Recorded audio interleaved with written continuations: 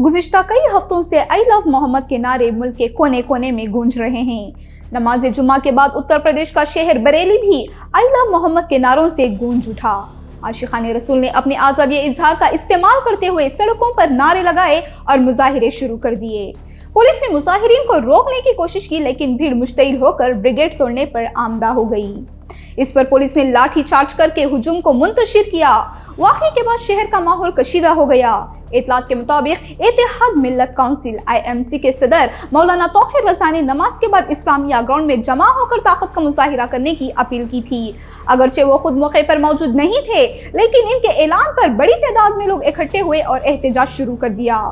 भीड़ इस्लामिया मैदान जाने पर बजिद रही, जिसके बाद सूरत हाल बिगड़ गई। पुलिस ने जब लाठी चार्ज किया तो सड़कों पर अफरा तफरी मच गई। लोगों के जूते चप्पल हर तरफ बिखेर गए। सामने आने वाली वीडियोस में पुलिस एहलकार मुजाहिरीन को दौड़ा दौड़ा कर मारते दिखाई दिए।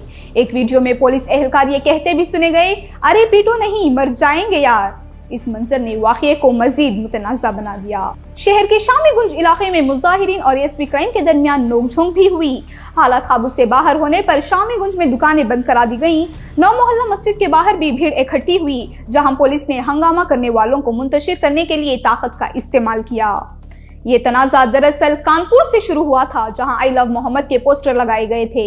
गुज़िश्ता रात बरेली में भी ये पोस्टर सामने आए। शाहदाना दरगाह के उरूस में इन पोस्टरों के साथ जुलूस निकाला गया।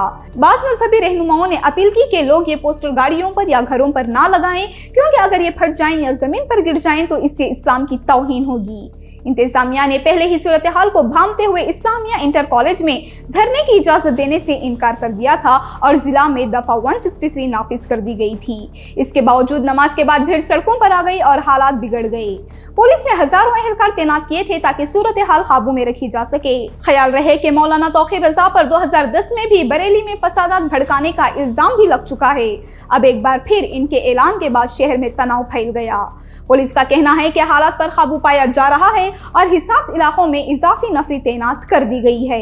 मज़ीद जानकारी के लिए देखते रहें डेली सालार उर्दू डिजिटल।